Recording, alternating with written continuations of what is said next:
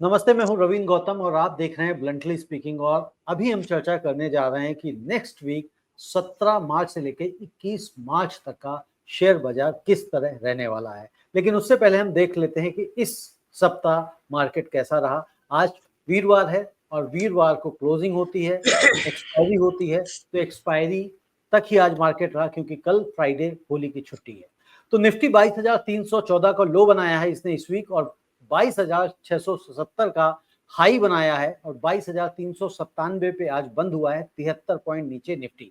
और bank Nifty 47,703 का लो बनाया था और 48,608 का हाई बनाया था और 48,060 पे बंद हुआ है। ये तकरीबन 3.25 पॉइंट हरे में बंद हुआ है। सेंसेक्स लगभग 201 पॉइंट कमजोर रहा है और आज निफ्टी में तकरीबन 50 में से 36 शेयर्स लाल निशान पे बंद हुए।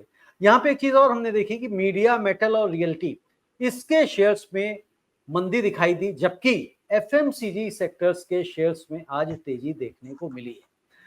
तो हम इस पे बात करेंगे सुभाष जी से कि नेक्स्ट वीक मार्केट कैसा रहेगा। ये जो तेजी और मंदी, अब 22,000 से ऊपर मार्केट बंद होना शुरू हो गया है, 22,500 के पार भी गया। 22,670 का जब उसने हाई बनाया था तो कहा जा रहा था भाई 22,500 के बाद निकलेगा तो फिर शायद ऊपर तेजी और बने, लेकिन 22,500 के बाद शायद बंद नहीं हुआ है किसी दिन। ये सुभाष जी बताएंगे हमें कि मार्केट का क्या हाल है और क्या रहने वाला है। और आगे भी और बात करेंगे हम इंडसइंड बैंक के विषय पे भी सुभाष जी से बात करेंगे और जिस तरह से एसआईपी के अकाउंट्स बंद हो रहे हैं धड़ाधड़, उसके विषय में भी हम सुभाष जी से चर्चा करेंगे।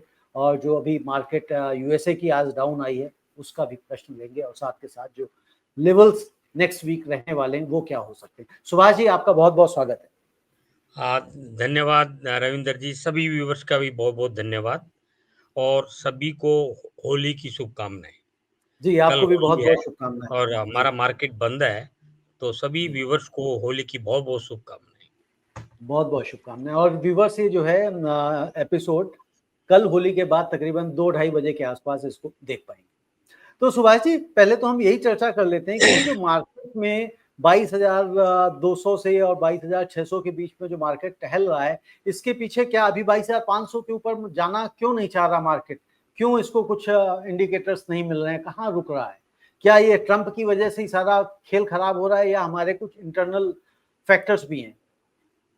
देखो क्या होता है, टेक्निकल्स में और फंडामेंटल्स में टेक्निकल 22,700 पे बहुत सेलिंग आती है, मतलब ओके, वो रेसिस्टेंस बहुत जबरदस्त है।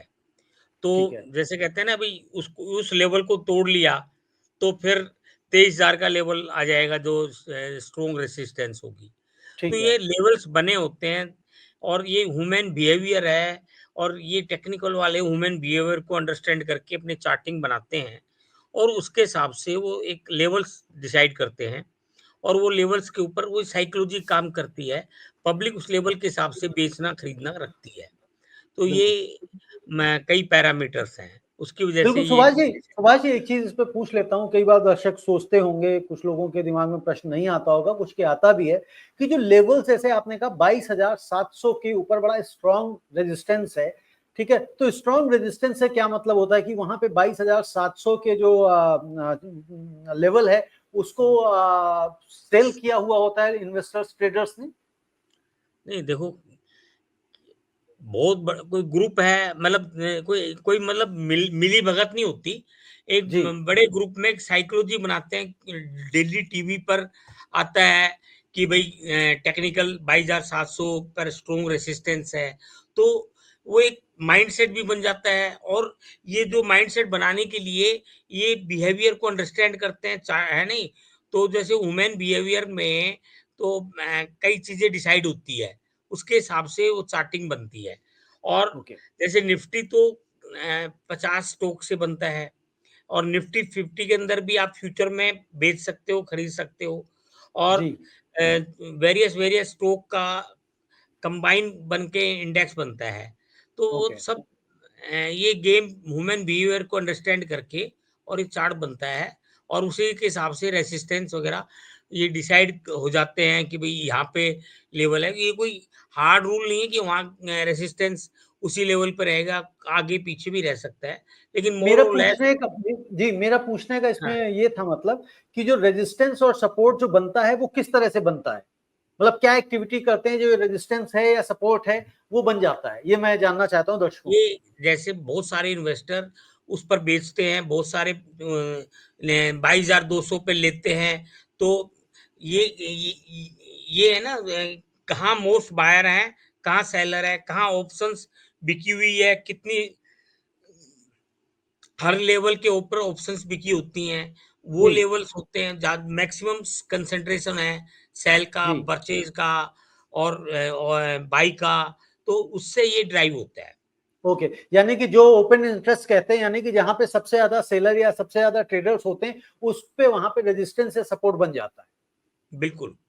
बिल्कुल। और उसको अंडरस्टैंड करना है नहीं, जी ये चार्टिंग निकालना, इसको किस रेट के ऊपर मैक्सिमम बाइंग हुई थी, सेलिंग हुई थी, और उसको अंडरस्टैंड करके फिर बनता है ये। राइट। हाँ जी। तो जी देखिए, आपका क्वेश्चन मार्केट मेरा क्वेश्चन, में हाँ मेरा रेंज क्वेश्चन जी रेंज बाउंड चल रहा है। आपने क्वेश्चन किया कि बिल्कुल। 22,300, 22,400 और नीचे है, इससे लेके हाँ 22,700 500 तक भी। भी मान लीजिए चला जाता है, 500 हाँ, 500 5 6 तो ये 7 पे छू के आ जाता है वापस। पूरे वीक में ऐसे ही रहा है। जी और तो इसका ये मतलब है कि मार्केट बहुत ज़्यादा नीचे नहीं लग रहा है और मार्केट ऊपर भी नहीं जा रहा है, और जी। अनडिसाइडेड है इन्वेस्टर, मैं क्या करूँ? है नहीं? हम्म। और एक्टिविटी कम हो गई है।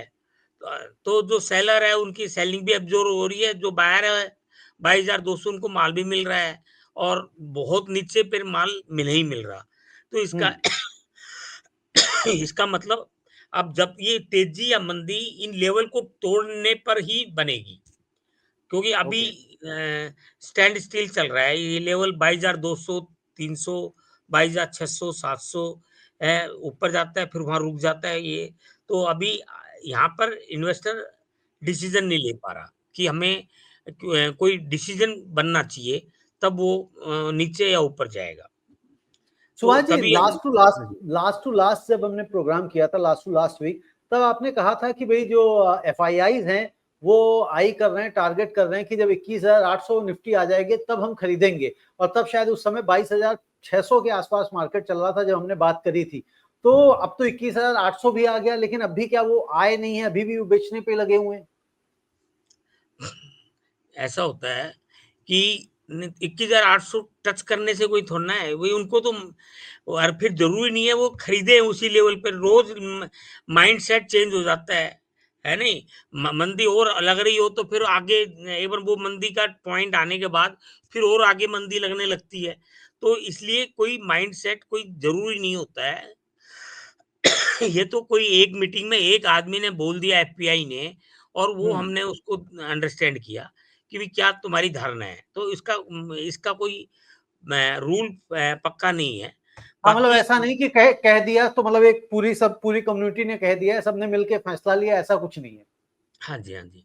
तो जी देखिए, मार्केट के अंदर अभी भी ट्रम्प की टैरिफ वार चल रहा है। अभी यूरोप जी पे उन्होंने 50% इम्पोर्ट ड्यूटी लगा दी विस्की पे, अमेरिकन विस्की पे, यूरोपियंस ने।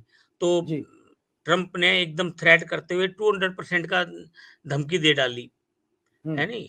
तो अभी पूरा वर्ल्ड है ना, Europe, Canada, Mexico, China, India, सब अभी है ना डिसाइड नहीं कर पा रहे हैं। तो एक तो स्लो मूवमेंट हो गया है। यूएस के अंदर सीपीआई का डाटा आया है, वो कम आया है काफी। इंडिया में भी जी 3.6561 इन्फ्लेशन है। तो जी इन्फ्लेशन अंडर कंट्रोल है। बिल्कुल। पॉजिटिव फैक्टर देखें तो जी इन्फ्लेशन इतना कम हुआ है, तो हमें अप्रैल और जून के अंदर 25-25 पैसा आरबीआई रेट कट करने की उम्मीद बन गई है, प्रोवाइडेड तब तक और कोई नेगेटिव ऐसा ना बने। तो ये इसी प्रकार यूएस में भी रेट कट बनने के चांसेस बन रहे हैं। हालांकि वहाँ पे इन्फ्लेशन अभी घटा है, 2.5% के आसपास आया है। अनएम्प्लॉयमेंट डाटा भी बढ़ा है। तो ये फैक्टर्स हैं। और ग्रोथ वहां स्लो हो रही है यूएस के अंदर, जी तो भी रेट कट के चांसेस बनते हैं। रिसेशन की जी तरफ जा रहा है यूएस, है जी नहीं? क्योंकि जब तक ये ट्रेड वार की स्टेबिलिटी नहीं आए और टैरिफ्स वगैरह डिसाइड नहीं हो, चाहे ज्यादा या कम, ये डिसीजन होना बहुत जरूरी है। एक्सपोर्ट इंपोर्ट की फिगरें कम हो रही है, बिजनेस कम हो रहा है, वर्ल्ड वाइड कम हो रहा है, तो ये बहुत एक तरीफ में अनसर्टेनिटी जो है बड़ी नेगेटिव चीज है। तो क्या और सुभाष जी, ये सारी मार्केट चाहे यूरोप की हो चाहे हमारी हो, ये सारा मतलब कहते हैं ना एक ही रीजन एक ही कॉज है क्या? ट्रम्प जो रोज ये सुबह उठ के भाषणबाजी बयानबाजी करते हैं उसकी वजह से मार्केट क्या सेटल नहीं हो पा रहा है? बिल्कुल, देखो इसका है ना बड़ा गेम है ये। इसको इसको अभी थोड़े से दिन यदि ट्रेड नहीं हो रहा, ग्रोथ नहीं हो रही, रिसेशन की तरफ है, डाउनवर्ड की तरफ है, वो कहता है मुझे इसकी कोई चिंता नहीं है, हम्म मुझे ये बार्गेनिंग करके हाई टैरिफ लगा के इंपोर्ट पे और पैसा कलेक्ट करना चाह रहा है।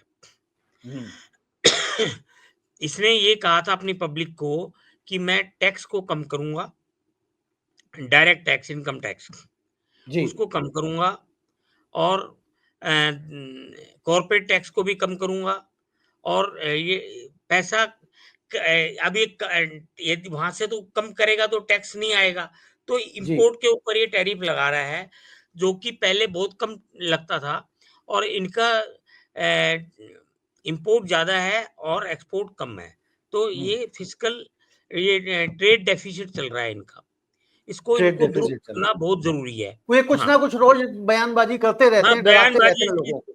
चलती रहती है, जी और ये नेगेटिव है जी काफ़ी। और देखिए आपने निगेटिव। बात करी कि कुछ सेक्टर कमज़ोर है, आईटी कमज़ोर है, 21% गिर चुका है। जी ऑटो सेक्टर कमज़ोर है, ये वो भी डाउनवर्ड की तरफ है। जी consumer sector, private bank, insurance, telecom, pharma, cement, chemicals में थोड़ा ये एफपीआई इसको पॉजिटिव मानते हैं, क्योंकि ये क्या करते हैं, 10,000 करोड़ का माल खरीदते हैं, 12,000 करोड़ का बेच देते हैं, तो नेट में सेलिंग है, ऐसे हम्म सेल कर रहे हैं, लेकिन कुछ स्टॉक खरीदते भी हैं, तो इधर थोड़ा सा पॉजिटिव ध्यान है। यदि एफपीआई की आज भी इन्होंने 793 करोड़ का माल बेचा है, और जी डीआईआई ने 1724 करोड़ का लिया है, बिल्कुल ठीक है। और मार्च के अंदर इनकी 21,728 करोड़ की सेल हो चुकी है, और 26,416 करोड़ की डीआईआई की परचेज है, डोमेस्टिक इंस्टीट्यूशंस की।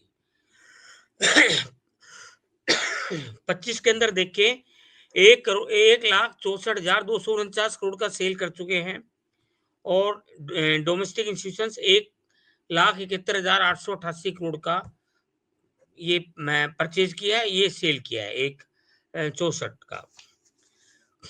और मैंने जैसे बताया, इंडिया का सीपीआई इन्फ्लेशन 3.61 है, और फरवरी का, जनवरी में ये 4% था, और रूटर्स ने एस्टिमेट किया था फरवरी का, वो 3.98 किया था, तो उससे भी ओके 3.61 कम है। कम है, बिल्कुल ठीक है। तो अच्छा जी, सुबह एक है सुबह ना, जी एक चीज। हाँ जी जी, मैं ये कह रहा एसआईपी था। में, हाँ, हाँ जी आप बोलिए, कुछ कह रहे हैं। एसआईपी म्यूचुअल फंड के एसआईपी में कलेक्शन 25,999 करोड़ फरवरी में हुआ है, जी और जनवरी के अंदर 26,400 करोड़ है, जी तो कम हुआ है थोड़ा सा। जी और यदि हम इसमें एक्टिव अकाउंट देखें एसआईपी के अंदर, तो 44,56,000 एक्टिव अकाउंट है म्यूचुअल फंड के अंदर, एसआईपी के अंदर। जी लेकिन जो अकाउंट बंद हो चुके हैं, वो है 54,70,000, ये चौवन लाख जनवरी तक सत्तर के, हजार ये जनवरी तक के होंगे 54,70,000 हाँ जी, या हाँ फरवरी जी, हाँ तक? जी। जी ये फरवरी तक की फिगर दे रहा हूँ। फरवरी तक। और फरवरी में जो है ना जो डेटा बता रहा है कि भाई 100 अकाउंट अगर खुले हैं तो 122 अकाउंट बंद हुए हैं। हाँ, 122% एसआईपी स्टॉपेज है स्टॉपेज है। नहीं, और हाँ जनवरी में थी 109%। 109, दिसंबर में 83 थी, हाँ, दिसंबर 83। में 83% थी। जी तो तो ये एसआईपी जो बंद हो रहे हैं इसके पीछे मतलब क्या रीजन देख रहे हैं? ये इन्वेस्टर डरे हुए हैं, घबरा रहे हैं, परेशान हो रहे हैं? मतलब क्या होता है कि लोग है ना पेमेंट करना छोड़ देते हैं जब मार्केट गिर रहा होता है। उनको लगता है हम तो पेमेंट कर रहे हैं ₹100 के अंदर, अगले दिन ₹90 जाता है तो क्यों पे करें? लेकिन हम्म। वो ये नहीं समझ पाते कि एसआईपी तो हर महीने देते रहेंगे, तो उनका एवरेज इन्वेस्टिंग हो रही है और जी मार्केट कब रिबाउंड करेगा, तब आप खरीदोगे तो वो पता नहीं, वो रिबाउंड तो एकदम कर जाता है। तो जी, इसलिए मतलब अभी आपको अभी तो सस्ता सौदा मिल रहा है बल्कि। बिल्कुल सही है, अभी इनको नहीं रोकनी चाहिए। हम्म, लेकिन ये ऐसा करते हैं, आम बिल्कुल इन्वेस्टर जो है इस चीज़ को डर नहीं जाता है, समझता, डर डर जाता जाता है। है। बिल्कुल, जो इन्वेस्टर एसआईपी करते हैं तो ध्यान रखें कि जब मार्केट गिरता है तो अपनी एसआईपी रोके नहीं, बल्कि उसको करते रहें, क्योंकि जो जो एनएवी बोलते हैं भाई साहब, हैं जी? हाँ जी, एनएवी बोलते हैं। मतलब एनएवी बोलते हैं, नेट एसेट वैल्यू। ये जी हर महीने निकलता है, म्यूचुअल फंड निकालते हैं कि जी आपकी शेयर की वैल्यू ये रह गई। लेकिन जी, इंडेक्स तो डेली बेसिस पर लोगों को पता ही होता है ना कि पता ही भाई होता है, हमारा बिल्कुल ठीक है। हमारा इन्वेस्टमेंट जो है हाई रेट पे खरीदा हुआ है, अब गिर गया है माल, तो उनको लगता है कि हम क्यों पे करें? मंथली हाँ, हमारा तो घट रहा है। बिल्कुल ठीक है। सुभाष जी, एक चीज और बताइए कि हाँ अभी जी। चलिए इंडस वाला हम आपसे बाद में पूछता हूँ, बट उससे पहले बताइए कि जो नेक्स्ट वीक के आप लेवल देख रहे हैं वो किस तरह रहेंगे, क्योंकि जो लास्ट वीक का आपने बताया था 21,650 से 22,650, तो अगर हायर साइड वाला भी देखिए 677 ही टच करके वापस आ गया, और 677 भी आई थिंक मंडे को ही 10 मार्च को ही जब मार्केट खुली थी तभी गया था, उसके बाद नहीं गया वो। देखिए जी, 21,800 और 22,800 के बीच में रहना चाहिए, 17 मार्च से 21 मार्च तक। ओके। और बैंक निफ्टी हमारा 47,500 से 49,500 रहना चाहिए। 48,060 क्लोज हुआ था। और जी, 48,060 हो, बिल्कुल, यानी कि इसमें आपको थोड़ा सा तेजी दिखाई दे रही, लेवल थोड़ा सा आपने बढ़ाया है, क्योंकि 21,650 पहले रखा हुआ था, अब आपने उसको 21,800 पे ले आए हैं सपोर्ट, मुझे लगता हाँ है, जी, हाँ जी, और हाँ जी। 22,800 का वो ऊपर दे दिया है। तो निफ्टी का लेवल हो गया है दर्शकों 21,800 से 22,800 के बीच का, और बैंक निफ्टी है 47,500 से लेकर 49,500। लेकिन जब हम ये लेवल्स की बात करते हैं, एनालिसिस की बात करते हैं, तो सिर्फ और सिर्फ आपके ज्ञान वर्धन के लिए करते हैं। जो ट्रेड करनी है, जो इन्वेस्टमेंट करनी है, वो आपको अपने वित्तीय सलाहकार से सलाह लेकर ही करनी है, क्योंकि आज थर्सडे है, आज हम बात कर रहे हैं, कल क्या हो जाएगा और जब मंडे को मार्केट खुलेगा तब क्या कहानी होगी, तो वो स्थितियां पता नहीं होती। कई बार इवेंट्स के आधार पे मार्केट ऊपर नीचे हो जाती है, और ये आपने कई बार पीछे होते हुए देखा भी है। अब सुभाष जी, एक और सवाल आ रहा है कि जिस तरह से भी इंडस बैंक में ये एक जो फॉरेक्स डेरिवेटिव पोर्टफोलियो में जो एक गड़बड़ झाला पकड़ा गया है, 16,100 करोड़ का, 1,577 करोड़ का, ये क्या बताता है जिसकी वजह से 25% शेयर डाउन हो गए? क्या ये घोटाला बिल्कुल यस बैंक जैसा कुछ हो रहा है, मामला दिखाई दे रहा है, जिस तरह से यस बैंक खटाई में पड़ गया था, क्या इंडस एंड के साथ भी ऐसा हो सकता है, या बस ये थोड़ी देर की बात है और इन्वेस्टर्स को देखो घबराना नहीं चाहिए? रविंदर जी, इसमें क्या है, थोड़ा इन्वेस्टर कॉन्फिडेंस शेक हुआ है, क्योंकि ये 4-5 साल से चल रहा था इनका, और जी ये उनमें प्रोविज़न होना चाहिए था, प्रोविज़न नहीं हुआ, जी है नहीं? लेकिन वैसे आप देखो तो 1,500 करोड़ इनकी 1 क्वार्टर का प्रॉफ़िट होता है, 6-7 हज़ार करोड़ जी का प्रॉफ़िट होता है, तो जी उसमें 1,500 करोड़ 1 क्वार्टर का प्रॉफ़िट खत्म हो गया। तो जी जितना शेयर गिरा है, उतना इसका फंडामेंटल में दिक्कत नहीं है। जी करेक्शन ज़्यादा हुई है। लेकिन शेयर के मार्केट में परसेप्शन इम्पोर्टेंट होता है, क्योंकि आप इन्वेस्टर तो कोई किताबें देखता नहीं है, बैलेंस शीट देखता नहीं है, वो उसको थोड़ा ना पता अंदर की बातें क्या है। ये बिल्कुल तो ठीक बात है, क्या हो रहा है उसे नहीं पता, बिल्कुल। हाँ, तो उनको तो ये लगता है कि भई पता नहीं और भी कितनी चीज़ें होंगी, हमें तो आज इन्होंने आके इतनी आसानी से बोल दिया कि आरबीआई को भी पता था और ये नहीं हुआ और हम अब प्रोवाइड कर रहे हैं। तो ये जी एक लूज़ स्टेटमेंट थी। हालाँकि फंडामेंटल के हिसाब से जितना शेयर टूटा है, उतना जस्टिफ़ाई नहीं करता है, क्योंकि तो यदि ये शेयर मतलब बढ़ भी सकता है, मैं ये नहीं कह रहा कि इतना जस्टिफ़ाइड है। और ओके। मैं लेकिन सबसे इम्पोर्टेंट चीज़ ये है, लोग ऐसे शेयर में बने रहना पसंद नहीं करते, जिसके अंदर ट्रांसपेरेंसी नहीं है और जिसके अंदर ये सीईओ ये कह दे कि मुझे नहीं पता था, तो वो तो चीज़ डाइजेस्ट नहीं हो रही। डाइजेस्ट नहीं होती। बिल्कुल ठीक बात है, जब लीडर है उसे ही नहीं पता है तो फिर पता क्या है, फिर आप कर क्या रहे हो। और इसका मतलब जो आज टूटा, मतलब जो पीछे 2-3 दिन में, तो इसमें ये भी आया कि भाई यस बैंक का जो मार्केट कैप है उससे भी जो है ना इसका मार्केट कैप कम हो गया है। मतलब यस बैंक का इस समय 51,350 करोड़ का है और इंडसइंड बैंक का 51,110 करोड़ रह गया मार्केट कैप।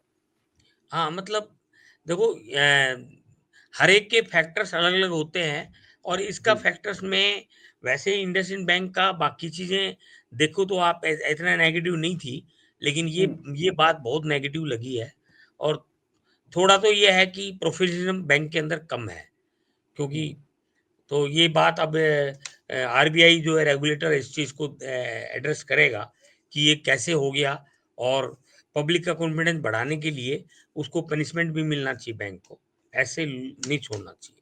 बिल्कुल ठीक बात है, मिलना चाहिए और चीज़ों को ऑडिट भी होना चाहिए कि कहीं और भी ऐसी चीज़ें ना पड़ी हों। वैसे तो हुँ, ऑडिट में ही निकल के आया है सारा। हुँ, एक क्वेश्चन और आया है दर्शक 2 लोगों का था ये क्वेश्चन कि आजकल सोशल मीडिया में बड़ा वायरल होता है, बड़े सारे लोग कहते हैं कि जो ट्रेडर्स हैं वो दुबई जा रहे हैं या सिंगापुर जा रहे हैं। तो वो पूछ रहे हैं कि दुबई जाने या सिंगापुर जाने से ट्रेडर्स को किस तरह का फ़ायदा होता है टैक्स में? देखो दुबई जा रहे हैं ये मैं समझ नहीं पा रहा कि इसका क्या मतलब है, लेकिन क्या है कि यहाँ पे मार्केट नहीं, इसका मतलब 15% ये के है, इसका मतलब है कि बहुत सारे लोग इस तरह से वीडियोज़ बना-बना के डालते हैं ट्रेडर कि भई हम दुबई जाएँगे, वहाँ से ट्रेडिंग करेंगे तो वहाँ पे हमें टैक्स नहीं देना पड़ेगा। बट हाँ, एनआरआई मतलब अगर मान लीजिए इंडिया में कर रहा है ट्रेडिंग तो उसे टैक्स तो देना पड़ेगा या नहीं देना पड़ेगा? यहाँ पे लॉन्ग टर्म कैपिटल गेन भी है, एसटीटी भी है, ट्रांज़ैक्शन चार्जेज़ भी बहुत ज़्यादा है। तो जी। अ, लोगों का रुझान ये होता है कि भई इंडिया गवर्नमेंट अभी जैसे मार्केट इतना टूटा है, तो गवर्नमेंट इसमें कोई स्टेप नहीं ले रहे, कोई कैपिटल गेन घटाए या सिक्योरिटी ट्रांज़ैक्शन टैक्स घटाए या डबल डिविडेंड और कॉर्पोरेट पे भी टैक्स लगता है, डिविडेंड पे भी टैक्स लगता है, तो वो भी उनको लगता है कि ये भी डबल टैक्सेशन है। कोई इंसेंटिव इस प्रकार देना चाहिए कि मार्केट में लगातार एफपीआई पैसा विथड्रॉ कर रहे हैं, उनके ऊपर टैक्स पड़ रहा है। कई एफपीआई ऐसे हैं जो टैक्स यहाँ पे करते हैं, उनको वहाँ पे टैक्स फ्री है, तो वो वहाँ हुँ, उनको क्रेडिट नहीं मिलता। यहाँ टैक्स हुँ। बेकार हो गया। जी। तो ये भी एक नेगेटिव पॉइंट है। तो मतलब ऐसे इससे थोड़ा-सा फ्रस्ट्रेशन बढ़ रही है। लगातार इन्वेस्टर का पैसा लूज़ हो रहा है, तो इसमें फिर बातें आती है कि क्या करें, क्या नहीं? तो बातें सोशल मीडिया पे ऐसे स्टार्ट हो जाती है कि दुबई जा रहा है, वो प्रैक्टिकली जाएगा, नहीं जाएगा, वो तो टाइम बताएगा। बिल लेकिन जी, जी, जी। सेंटिमेंट नेगेटिव हो जाते हैं इससे देश के। नेगेटिव हो जाते हैं, बिल्कुल ठीक है। एक और सुभाष जी, लास्ट क्वेश्चन, क्या रियल एस्टेट भी डाउन हो रहा है? क्योंकि जिस तरह से रियल एस्टेट का सेक्टर अगर हम देखें यहाँ पे डाउन हुआ है, तो क्या मतलब ऐसा कई बार नहीं हो जाता है कि वो लोग अगर शेयर मार्केट डाउन जा रहा है तो लोग यहाँ से निकल के मेटल में चले गए, गोल्ड में चले गए या रियल एस्टेट में इन्वेस्ट करने लग जाते हैं। तो रियल एस्टेट की सिचुएशन आज की तारीख में हमारी इंडियन इकोनॉमी में किस तरह की है? देखिए गोल्ड और सिल्वर में तो तेज़ी आई हुई जी, है नहीं? क्योंकि जैसे कहते हैं ना हैज एसेट क्लास, तो जी, गोल्ड को सिल्वर को लोग यहाँ पे नुकसान हो रहा है तो उनको हैज मानते हैं और वहाँ एप्रिसिएशन भी है। तो लोग गोल्ड और सिल्वर ईटीएफ में रुझान बढ़ रहा है थोड़ा-थोड़ा, जी। है नहीं? और रियल एस्टेट में क्या है कि लोगों के पास फाइनेंशियल मार्केट में पैसा इतना नुकसान हो गया कि वो वहाँ पर भी बाइंग पावर कम हो गई है रियल एस्टेट परचेज़ करने की लोगों की। तो वहाँ ओके। पर भी मार्केट में थोड़ा-सा स्लो डाउन है। बाकी रियल एस्टेट का तो ज़्यादा मैं नहीं कह सकता, जी। लेकिन जनरली स्लो डाउन बताते हैं इसके अंदर, रियल एस्टेट में। जनरली स्लो डाउन होगा। बिल्कुल, अल्टीमेटली पैसा तो वही है, चाहे इधर डाल लो या उधर डाल दो। अब मार्केट हाँ ही जी। देखिए कहाँ 26,000, आई थिंक कितना 26,277 के 276 गया हाँ, था हाईएस्ट। हाँ, हाँ 26,277 गया था 27 हाँ, सितंबर 2024 को। 24 को। उससे जो लार्ज कैप है वो 15% एक म्यूचुअल फंड में एक ट्रेंड और देखने को मिला है कि वहाँ पे फ़ोकस फंड होते हैं। जी, फ़ोकस फंड होते हैं 25-30 स्टॉक्स के, ओके। तकरीबन 30 स्टॉक तक, जो बड़े वाले लार्ज कैप हैं। वहाँ पे जनवरी, फरवरी, दिसंबर, जनवरी, फरवरी 3 महीने में 60% उसका एयूएम बढ़ा है म्यूचुअल फंड में। अच्छा। और मिड कैप, स्मॉल कैप और फ्लेक्सी कैप वहां सबके घट रहे हैं। तो यानी तो कि लोग है रुझान ना भी लार्ज कैप में ज्यादा लोग है जा ना रहा है उनका। लार्ज कैप को थोड़ा सेफ मान रहे हैं, क्योंकि हम्म। और मिड कैप और स्मॉल कैप को थोड़ा डाउन मान रहे हैं।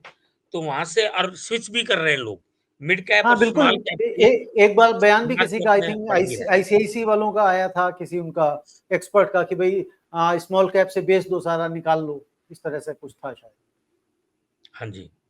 जी ठीक है सुभाष जी, आज हमने काफी चर्चा कर ली, बड़ा ज्ञान अलग अलग चीजों पे ले लिया। शायद दर्शक पसंद करते ही हैं ज्ञान को हमारे, आप जो देते हैं, तो उससे उनको बड़ी सारी ज्ञान भी मिल जाता है फाइनेंशियल सेक्टर में क्या हो रहा है और क्या नहीं हो रहा है। रिपीट में एक बार दर्शकों के लिए जो लेवल्स आपने शेयर किए नेक्स्ट वीक के, वो मैं शेयर कर देता हूँ दोबारा से। निफ्टी सुभाष जी ने जो लेवल दिया 21,800 से लेके 22,800 की रेंज है, और बैंक निफ्टी की 47,500 से लेके 49,500 की है। कल होली है, यानी कि जब आज आप कार्यक्रम को देखेंगे तो होली आप खेल चुके होंगे, तब आप इस कार्यक्रम को देखना शुरू करेंगे। तो होली की बहुत बहुत शुभकामनाएं, आनंद लें, प्रसन्न अच्छा, रहें। एक चीज और और मैं आपको बता देता हूँ जी कि जैसे फोर्थ क्वार्टर है, तो जी गवर्नमेंट की स्पेंडिंग बढ़ी है, कैपिटल एक्सपेंडिचर, है जी नहीं? और वहाँ पे अभी मॉर्गन की किसी की रिपोर्ट थी कि जी 7% जीडीपी इस क्वार्टर में रहना चाहिए, कोई 7.2% कह रहे हैं। तो फोर्थ जी। क्वार्टर जो है पॉजिटिव है। और ओके। मूडी ने भी अपनी रेटिंग जो 6.5% उसको अपग्रेड कर दिया 6.2 से, है नहीं? तो मतलब ये पूरा साल जो है 6.5% प्लस ही रहना चाहिए पूरा जीडीपी। साल 6.5% प्लस ही रहना चाहिए। अगर फोर्थ क्वार्टर अच्छा जाता है तो हो सकता है कि हम मार्केट में वापस तेजी थोड़ी सी देखने को मिल मतलब सकती है। मार्केट सुभाष जी। में ये स्लो डाउन खत्म हो जाए तो एफपीआई सेलिंग रोक देंगे। Selling is continuous. और हम्म। ये जो ट्रम्प का जो ट्रेड वार चला हुआ है, ये बंद हो जी जाए, सर्टेनिटी आ जाए। मेरे ख्याल 2 महीने के अंदर काफी कुछ क्लैरिटी ट्रम्प से आ जाएगी कि क्या रहने चाहिए। इंडिया का एक्सपोर्ट में कोई बहुत ज्यादा दिक्कत नहीं है, क्योंकि इंडिया जो है बायलैटरल एग्रीमेंट यूएस से करने की सोच रहा है। और इनका एक्सपोर्ट इतना इम्पैक्ट नहीं पड़ेगा जितना दूसरे कंट्रीज को पड़ेगा। हम्म। मैक्सिको, कनाडा, यूरोपियन कंट्रीज, इनके स्टील के ऊपर, एल्युमिनियम के ऊपर, है नहीं? तो उन पे पड़ेगा। और ये है कि इंडिया थोड़ा-सा झगड़े के मूड में नहीं है, तो आपस में बातचीत से पीयूष गोयल जी वहाँ होके आए थे। और मोर लाइकली ये है कि वार लेवल पे लगे हुए हैं, और उन्होंने एक्सपोर्टर्स को एश्योरेंस भी दिया है पीयूष गोयल जी ने कि यू विल नॉट बी, हम डिसाइड करेंगे और तुम्हें कोई नुकसान नहीं होगा। और बिल्कुल। इस पे तो टेक्सटाइल वगैरह पर तो वैसे भी जीरो ड्यूटी है, वो एक्सपोर्ट जी। में कोई दिक्कत नहीं है। तो मेरे ख्याल ट्रम्प का तो मुझे ऐसा लग रहा है जैसे एक समय था जब केजरीवाल रोज सुबह उठते थे और कुछ ना कुछ सेंट्रल गवर्नमेंट को, केंद्र सरकार को कुछ ना कुछ वो कोसते रहते थे, तो ऐसे हाँ ही जी, हाँ लगता है जी। ट्रम्प भी रोज सुबह उठते हैं और कुछ ना कुछ जो है ना अपनी बयानबाजी, भाषणबाजी करके मार्केट को हिला देते हैं। मुझे कुछ दिनों मार्केट में को हिला लगता है वो देते भी हैं। शांत हो जाएंगे। और फिर एक कंट्री से नहीं, पूरे वर्ल्ड से झगड़ा कर लिया, पूरे है नहीं? वर्ल्ड से झगड़ा करने पे लगे हुए हैं। बिल्कुल ठीक कह रहे हैं आप। थैंक यू सुभाष जी, और होली की ओके आपको जी, भी बहुत बहुत शुभकामनाएं। और फिर हम लोग धन्यवाद मिलते जी, हैं नेक्स्ट धन्यवाद वीक। जी। बहुत बहुत धन्यवाद, नमस्ते। ओके जी।